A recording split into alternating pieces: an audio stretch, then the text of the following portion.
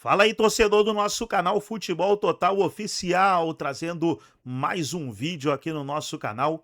E nesse vídeo para falar da partida de hoje entre Novo Horizontino e Palmeiras, mais uma rodada aí do Campeonato Paulista 2026, e o Palmeiras, que está com 100% de aproveitamento, são 3 jogos e 3 vitórias, vai em busca de mais um bom resultado para se manter invicto na competição. Vamos trazer aí a jornalista com as informações do Verdão, também aí os comentaristas trazendo as prováveis escalações tanto do Novo Horizontino quanto do Palmeiras. Mas antes, quero convidar você que ainda não é inscrito no nosso canal, se inscreva, ativa o sininho das notificações.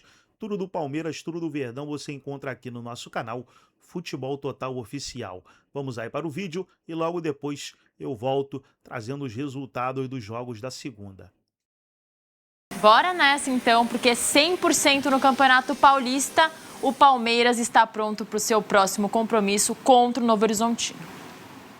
Finalizada a preparação do Palmeiras para encarar o Novo Horizontino nesta terça-feira, às 8 horas da noite. A boa notícia desta segunda tem a ver com o Tigrinho. O Vitor Roque deu um susto na partida contra o Mirassol, na vitória por 1-0 contra o Mirassol. Ele sentiu dores no joelho direito, precisou ser substituído ainda na segunda etapa, mas ele fez novos exames e uma lesão não foi diagnosticada. Ainda assim, ele não deve poder atuar na partida desta terça. O Andreas Pereira, que se recupera de um trauma no ombro, segue em transição física. E, por outro lado, Veiga e Murilo, que foram preservados na última rodada, devem estar à disposição, podem ser novidades para a partida que vai acontecer em Novo Horizonte. Quem está em recuperação fez trabalhos à parte. O restante do elenco, quem está bem fisicamente, fez um último treino nesta segunda. O time vai viajar na terça, 1h da tarde,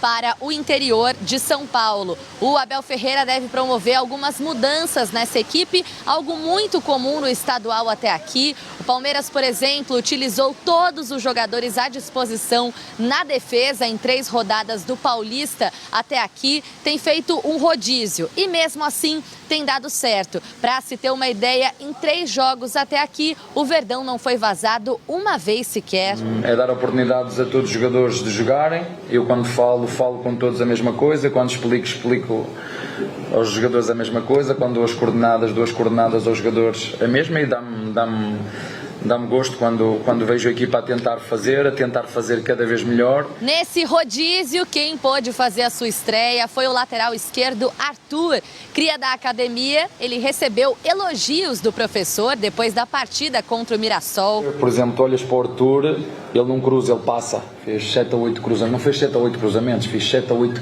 passes para a área. E isso ajuda-nos também para que a competitividade dentro do plantel seja boa. A felicidade é enorme, né? Ver o professor elogiando você para a imprensa, né? Para todo mundo que vai assistir. Tá querendo não dizendo que o seu trabalho está sendo recompensado, né? Você está fazendo o seu trabalho direitinho e graças a Deus pude ser elogiado por ele. O Arthur falou também sobre o que esperar do adversário desta terça-feira, o Novo Horizontino. Então, cara, a gente sabe que a equipe do Novo Horizontino é qualificada, né? Sempre vem chegando aí nas finais, né? Vem demonstrando um grande trabalho, mas a gente está se preparando bem aí, vendo o que o professor tem para nos dizer para a gente conseguir fazer um grande jogo. O Verdão entra em campo nesta terça, às 8 horas da noite, fora de casa contra o Novo Horizontino, com um ótimo retrospecto. Está a 11 jogos invicto contra o time de Novo Horizonte, longe de casa. A partida é válida pela 4ª rodada do Campeonato Paulista. Jogou no fim de semana, já joga novamente nessa terça-feira. Vamos conferir os prováveis times de Novo Horizontino e Palmeiras? O Novo Horizontino do Anderson Moreira, que vem fazendo um grande trabalho. Tem Jordi no gol, Alvanarinho, Eduardo Brock, Dantas e Mike. Meio campo, Leonaldi, Luiz Oyama e Rômulo. E no ataque, Tavinho, Diego Galo e Robson. O Palmeiras do Abel. Carlos Miguel, Kelvin, Gustavo Gomes, Murilo e Piquerez. Meio campo, M. Martínez, Larson, Alan Veiga. Lá na frente, a dupla Luigi e Flaco Lopes. O Palmeiras está 100% no Campeonato Paulista, Nina. Não sofreu gols, vem vencendo por pouco, mas vem vencendo, não importa como. E o Novo Horizontino é o 4 na tabela, está sonhando com a classificação para a próxima fase, até o 8º classifica, né? Mas o Novo Horizontino é uma equipe bem trabalhadinha e bem organizada. Promete dar trabalho. Promete dar trabalho, inclusive, vale lembrar, na primeira rodada deu muito trabalho para o Santos. O Santos acabou virando o jogo no final das contas, mas saiu perdendo e, assim, é um time encaixadinho que faz tempo já que está tentando beliscar sua vaga na Série A do Campeonato Brasileiro. 2 vezes, né? Bateu na trave. E aí não consegue subir, mas o fato de estar ali sempre entre os primeiros não é fácil. A Série B no Brasil é muito, muito difícil. Deve subir em breve, eu acredito nisso, que logo, logo a gente vai ver o Novo Horizontino na Série A. E assim, falando de uma forma geral, dá para trazer o Rômulo, por exemplo, que é um jogador conhecido pelo Palmeiras, pelo torcedor palmeirense. É jogador do Palmeiras, né? Exatamente. Ele estava emprestado, aí acabou voltando para o Novo Horizontino. Mas, de todo modo, é um time encaixadinho e o Abel vem fazendo esse rodízio, né? Igual do ano passado, certo? Igualzinho do ano passado. Agora, eu tô curiosa pro próximo jogo, porque o Palmeiras enfrenta o Novo Horizontino numa viagem longa, nada cansativa, perto, cansativa. E depois, no sábado, tem um Choque Rei. Então, vamos ver como é que o Abel vai pensar isso tudo. Mas, assim, acredito que essa escalação, pelo menos de momento, é o melhor que o Palmeiras tem a oferecer. O Vitor Roque não vai ser o titular, mas porque sentiu, então vai voltar com um pouco mais de calma. Gostei muito do Larsson. Tá jogando de segundo volante, bom jogador esse menino da base. A base do Palmeiras se estruturou nos últimos anos e tá cansando de surpreender a gente, né? Toda hora um novo nome. Então, o Alan e o Larsson estarão nesse time do Palmeiras, pelo menos é a nossa previsão, né, até aqui. E aí, vamos ver como é que vai ser esse time na prática com cara de titular. Então, nada de ir... É um misto quente, né? Ele tem revezando os jogadores, mas fica um exatamente. Misto que todo mundo é competitivo ali e não destoa muito. Seu palpite é que o Choque Rei vai manter esse time A, time B? Não. Meu palpite é que vai time A. Vai com a metralhadora? Contra o Novo Horizontino e depois time A de novo contra o São Paulo. Eu acredito nisso. Acho bem difícil o Abel poupar nesse jogo contra o São Paulo. Mas vamos ver, porque clássico é muito pesado para os treinadores. É uma coisa assim, é complicado você... E é importante também. Você traz uma crise quando perde um jogo Pensando nisso, no Palmeiras venceu o primeiro clássico no ano, né? Exatamente. Tudo bem que o problema do Palmeiras ano passado não foi com o São Paulo, foi com o Corinthians, mas seria um calmante ao torcedor. Ah, sem dúvida. Seria um calmante, com certeza. É muito importante ganhar esse jogo contra o São Paulo. Só que para o São Paulo também é muito importante ganhar esse jogo contra o Palmeiras. A gente viu o Majestoso ontem, foi um jogo muito truncado, muita disputa no meio de campo. O Corinthians parecia melhor grande parte do jogo, mas também não foi tão, né? Tanto que o São Paulo sai na frente, consegue e por muito pouco não segura o resultado e não sai com a vitória de lá. Mas para o São Paulo também vale muito e o Palmeiras vai ficar de olho nisso, claro, porque não só vencer, como atrapalhar a vida do seu rival. Você já vai se garantindo. Exatamente, daqui a pouco a gente vai falar sobre esse Majestoso, mas o Abel deu uma coletiva de novo no fim de semana, falou um monte, falou da questão da divisão da casa ali, que você não compra uma casa à vista muitas vezes e esse investimento fica para depois. Não entendi se é um recado, mas parecia um recado para a diretoria e claramente ele quer e precisa de reforços, pelo menos...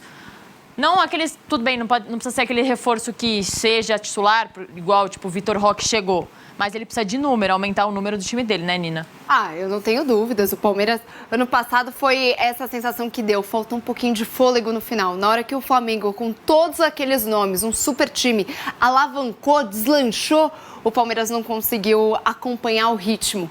Com 2 competições, é claro, mas os 2 disputando a mesma competição. Libertadores e Campeonato Brasileiro. Agora sim, ano passado o Abel pediu muitas contratações. Foram nomes que ele sugeriu e eles não vingaram. Então é claro que dessa vez a diretoria vai dar uma compensada. Eu entendo que o Abel tem que sempre querer o melhor time, sempre. O objetivo dele é estar com as melhores peças. E isso ele tem que cobrar de todo mundo, do departamento médico, do diretor de futebol, da presidência. Só que, por outro lado, muitas das contratações que foram feitas tiveram o aval dele. Jogadores que nem estão mais. Por exemplo, Facundo Torres, que teve autorização para ser negociado. Mikael, que já voltou para os Estados Unidos. Foram pedidos dele. Então, essa balança nesse momento vai acontecer. mas, por enquanto, chegou apenas um nome na janela do Palmeiras. Acho que talvez seja essa a ambição dele, por mais nomes. Tinham 2 grandes nomes no mercado, que era o Arias e também o ex-jogador do Botafogo, o Almada. Vamos ver se alguma dessas contratações... Difícil, né? O Almada principalmente. Muito difícil. Caro. O Almada tá muito difícil a negociação. O Arias um pouco mais próximo. Ainda assim, ele pediu um zagueiro. O Palmeiras abriu conversas com o Nino, também não se concretizou. Segue na negociação. Ainda tem tempo de janela, as coisas ainda estão acontecendo. Mas, assim, de todo modo... Dá para entender do que é que ele está querendo dizer quando ele cita tantas casas e hipotecas e aluguéis a serem pagos. E ele está com esse... O Palmeiras fez até a parada para beber água, como eu citei, 12 minutos, 6 escanteios, era muita coisa. E o Mirassol se defendeu muito bem, ok. Depois o jogo ficou equilibrado e no segundo tempo o Palmeiras já não teve o mesmo volume, mas aproveitou a chance de bola parada para fazer o gol. Rafael Guanais falou que o empate seria mais justo. Eu discordo. Acho que o volume que o Palmeiras teve de oportunidades de gol foi muito maior e o Mirassol teve pouquíssimas chances de gol. Pouquíssimas chances de gol. Inclusive, para citar uma chance de gol, o Rafael Guanais fala na coletiva de um lance em que estava impedido. O lance foi invalidado. Não, mas estava invalidado, mas a gente criou. Eu falei, não valeu o lance, pô. Então não pode. E fora isso, o Palmeiras fez o básico ali para ganhar de 1-0. E um destaque importante é o Arthur Gabriel, lateral de 20 anos que jogou. Para mim foi o melhor jogador em campo do Palmeiras. O Luiz Pacheco jogou bem de novo. O Luiz Pacheco jogou no meio campo. Achei um pouco uma partida mais normalzinha, mas o menino que jogou pela primeira vez como lateral, que é uma posição que a gente sabe que é muito difícil. Sim. Ele teve a melhor nota no SofaScore, tirando o autor do gol, que é normal. Flaco Lopes. O Flaco Lopes. Então, estatisticamente, ele foi muito bem. Piquerez entrou no segundo tempo. Piquerez entrou, ele deu uma cansadinha, né? Ele entrou no segundo tempo. E o menino mostrou uma técnica apuradíssima, hein? O Palmeiras tem um lateral esquerdo aí também. Segundo tempo entraram Benedetti, Riquelme Felipe, Flaco Lopes, Piquerez e M. Martínez. O Riquelme, se não me engano, entrou no lugar do Vitor Roque, né? Que saiu... Isso. O Vitor Roque saiu machucado, mas fez exame hoje. Não Tá tudo certo. Não tem Ele já treinou, né? Já treinou hoje, tá Porque tudo ficou certo. essa preocupação, né? Que ele saiu com dor no joelho e tal. Mas... houve a divulgação de resultados de exame hoje, né?